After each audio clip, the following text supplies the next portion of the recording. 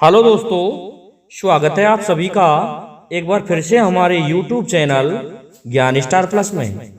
तो दोस्तों, आज हमने कमेंट चुना है विजय कुमार टोस, जिला मथुरा, उत्तर प्रदेश का। इन्होंने हमसे एक धार्मिक पहेली या पद का हिस्सा पूछा है। इन्होंने पूछा है, निरंकार घर किसने जाया, किसने शिव जी गोद खिलाया, किसकी माया पुत्री कहिए, किसका पुत्र काल है। ये उन्होंने पूछा है। लेकिन दोस्तों, मैंने इनसे निवेदन करना चाहता हूं कि आपने केवल 2 लाइन कहीं से पूछी हैं। मैं इसका पूरा पद आपको बताऊंगा और फिर इसका अर्थ भी बताऊंगा। इसका पूरा पद मैंने सुना था और जो इस प्रकार है, अगन गगन जल धरन पवन, इन पांचों का पिता कौन है। 5 तत्व और 3 गुणी का दीजो भेद बताइए, निर्गुण की वाणी को चातुर समझो उल्टा ज्ञान है। निरंकार घर किसने जाया, किसने शिव जी गोद खिलाया, किसकी माया पुत्री कहिए, किसका पुत्र काल है। निर्गुण की वाणी को चातुर समझो उल्टा ज्ञान है। अमर पेड़ खड़ा एक बड़का, वहां झूले निर्गुण का लड़का। रूम रेख अंग नाय जिसके, नाय पत्ता नाय डार है। निर्गुण की वाणी को चातुर समझो उल्टा ज्ञान है। तो दोस्तों, आगे इसमें कवि छाप भी लगी हुई है। ये धर्मदास जी का पद है। धर्मदास गुरु कथ गए ज्ञानी, निर्गुण पद की कहूं निशानी। निर्गुण को की वाणी को चातुर समझो उल्टा ज्ञान है। दोस्तों, ये इतना बड़ा पद है। विजय सिंह द्वारा हमसे केवल इसमें से बीच में से एक कड़ी की 2 लाइन पूछी गई हैं। तो हम इनकी इस 2 कड़ी अर्थात इन पहेलियों का उत्तर देंगे। साथ में हम पूरे ही इस पद का उत्तर देंगे। तो दोस्तों, पहला पद है इसमें कि अगन गगन जल धरन पवन, इन 5 का पिता कौन है।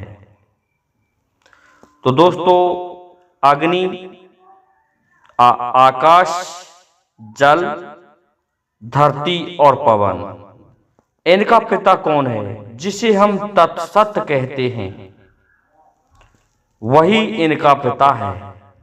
उन्होंने ही इनको पैदा किया है। और आगे लिखा है इस पद में, 5 तत्व और 3 गुणी का दीजो भेद बताए। तो दोस्तों, 5 तत्व अर्थात ये जो ऊपर 5 तत्व आए थे, और 3 गुणी अर्थात 3 गुण, रजोगुण, सतोगुण और तमोगुण।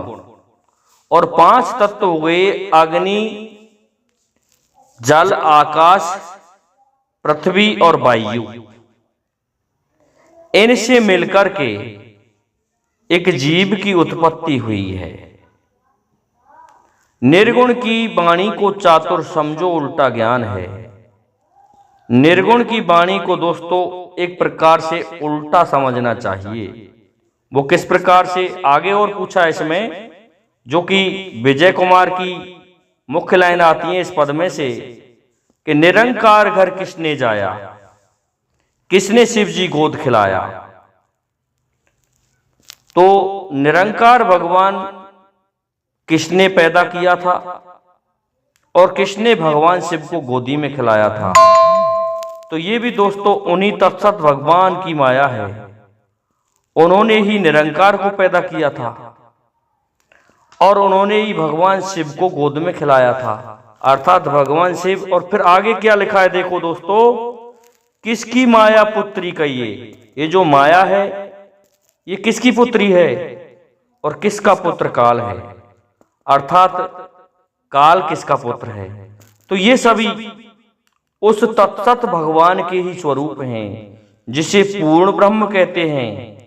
अक्षर ब्रह्म, पूर्ण ब्रह्म, और एक तो क्षय ब्रह्म और एक अक्षय ब्रह्म, अर्थात जिसका कभी नाश ही नहीं हो सकता।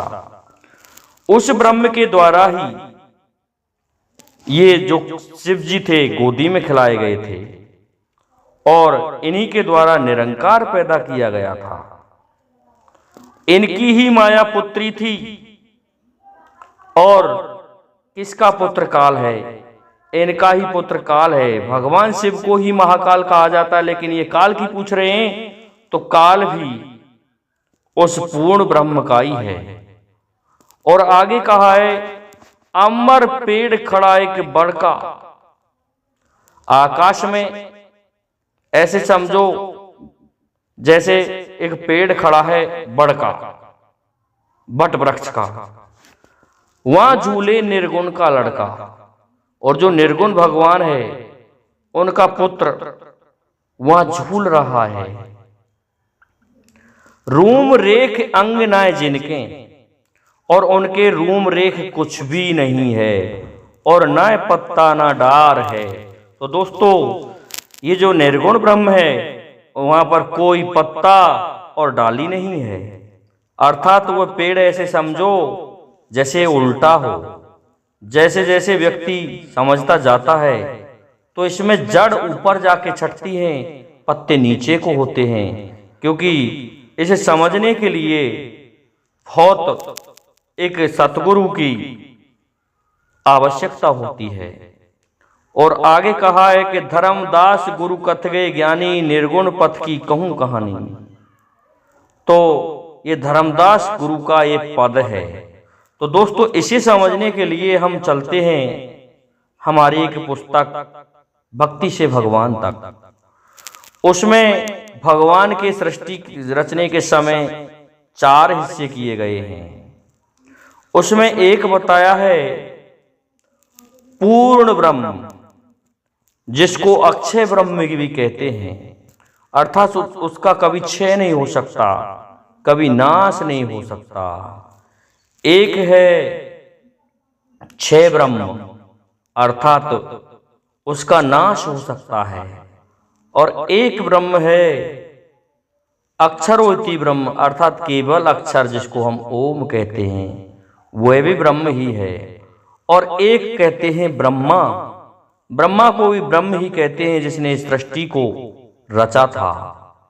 इस प्रकार से ब्रह्म के सृष्टि रचना में 4 भेद बताए गए हैं। अब इनसे ब्रह्मा है तो ब्रह्मा के साथ में भगवान विष्णु और महादेव और ब्रह्मा, इनको रजोगुण और सतोगुण का देवता कहा गया है। और दोस्तों, इनसे तीनों गुणों से मिलाकर के और 5 तत्व अग्नि, जल, आकाश, पृथ्वी और वायु, इनसे मिलाकर के 5 तत्व और 3 गुणी बनी है, अर्थात 5 तत्व और इन 3 गुणों को मिलाकर के एक व्यक्ति पैदा होता है, एक जीव पैदा होता है, एक सजीव पैदा होता है। प्रत्येक सजीव में ये 5 तत्व और 3 गुण मिलते हैं। तो 5 तत्व ये अग्नि, गगन, इनकी भाषा में कहूं तो मैं, लेकिन अग्नि, जल, पृथ्वी, वायु और आकाश, और रजोगुण, सत्वगुण और तमोगुण, इनको मिलाकर के जीव उत्पन्न हुआ। और निर्गुण का लड़का, तो दोस्तों निर्गुण भगवान इस तरह से हैं जैसे कोई उल्टा वृक्ष हो, जिसके पत्ते नीचे की तरफ हैं और जड़ ऊपर की तरफ है। इसे समझने के लिए बड़ी कठिनाई से ही ये व्यक्ति वहां तक पहुंच पाता है। जो व्यक्ति ब्रह्मा, विष्णु, महेश, इनका भजन करता है, वो इनके ही लोक तक सीमित रह जाता है, केवल काल लोक तक सीमित रह जाता है।